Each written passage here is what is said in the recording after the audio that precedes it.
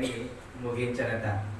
మరి ప్రారంభిస్తారని అన్నారు, మరి ముగించరు అని నేను అనుకున్నాను. కానీ మరి కేవలం 170 దినాలలో, కేవలం 170 డేస్లో బైబిల్ని ఆది కాండము 1వ అధ్యాయం నుండి ప్రకటన గ్రంథము ఆఖరి అధ్యాయం వరకు చేతితో రాసి ముగించడం జరిగింది. దేవుని నామానికి మహిమ కలుగును గాక. మరి సిస్టర్ గారు మరి చరిత్ర సృష్టించారు. నాకు తెలిసి కేవలం 170 రోజుల్లో బైబిల్ని తెలుగులో రాయడము అది ఒక హిస్టరీ. మరి దేవుని చిత్తమైతే అది ఎక్కడైనా రికార్డ్ చేయించడానికి కూడా మనము ప్రయత్నం చేద్దాము. మరి కుటుంబాన్ని ఒక పక్క చూసుకుంటూ, ఒక పక్క పిల్లల యొక్క ఆలనా పాలన చూసుకుంటూ, ఒక పక్క తన ఆధ్యాత్మిక జీవితాన్ని ముందుకు నడిపించుకుంటూ, నైట్ 1 గంట 2 ఒక్కొక్కసారి 3 గంటలప్పుడు కూడా మరి సిస్టర్ గారు లైట్ పెట్టుకొని, ఏ లైట్ అంటే ఇలాంటి లైట్స్ కాదండి, ఫోన్లో వెనకాల లైట్ ఉంటుంది కదా, ఆ లైట్ ఆన్ చేసుకొని మరి రాయడం నేను గమనించాను.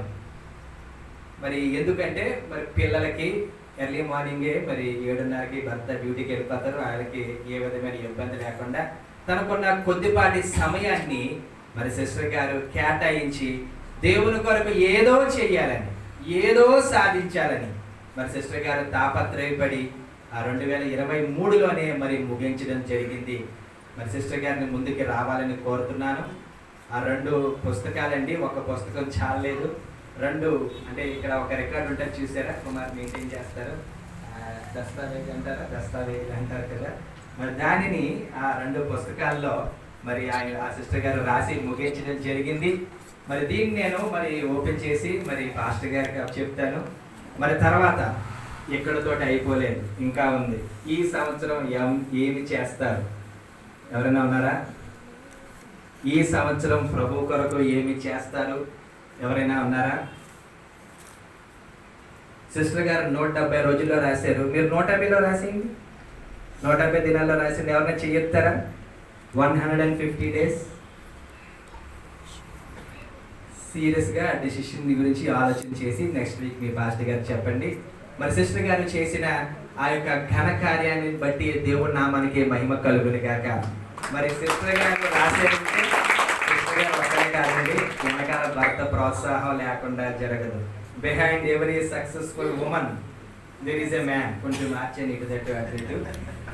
సో భర్త దయా గారిని కూడా ముందుకు రావాలని కోరుతున్నాను. పిల్లలు, మరి పిల్లలు కూడా సహకరించుకుంటారు కదా, పిల్లలు కూడా సహకరించకుండా ఉంటే సిస్టర్ గారు ఈ ప్రాజెక్ట్ కంప్లీట్ చేయలేరు.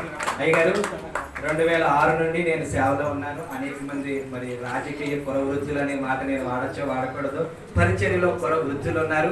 వారి జీవితంలో కూడా మరి ఇటువంటి చూసారేమో నాకు తెలియదు. మరి చూసి ఉండకపోతే ఇది ఒక గొప్ప కార్యమండి. మరి ప్రపంచ చరిత్రలోనే 170 దినాలలో ఈ బైబిల్ని చేతితో రాసి మరి దేవుడి కొరకు గొప్ప సాక్షిగా నిలబడిన శ్రీమతి కాటుకూరి సౌజన్య గారికి మనందరి తరపున మరి శుభాలు తెలియజేస్తాం.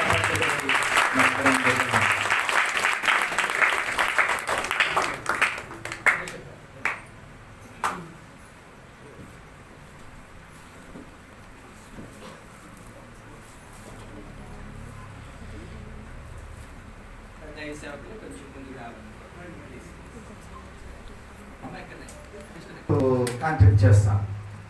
ఒకసారి ప్రొద్దుటూరు చుట్టుప్రక్కల ప్రాంతంలో వాళ్ళు ఆన్లైన్ ప్రేయర్స్కి నన్ను ఆహ్వానించారు.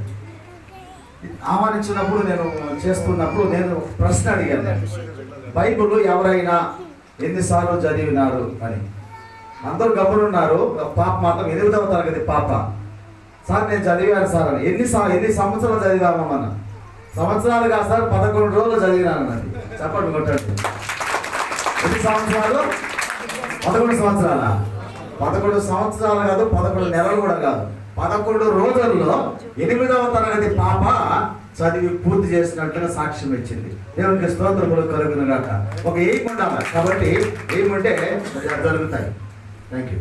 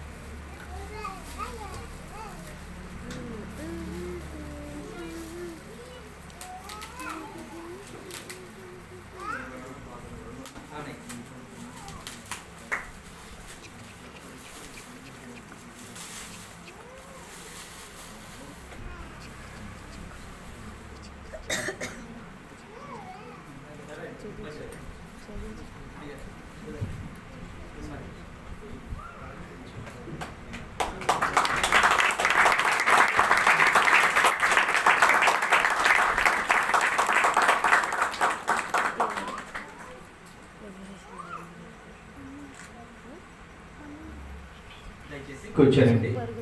అమ్మ చాలా సమయం అయింది కాబట్టి చాలా క్లుప్తంగా చెప్తాను.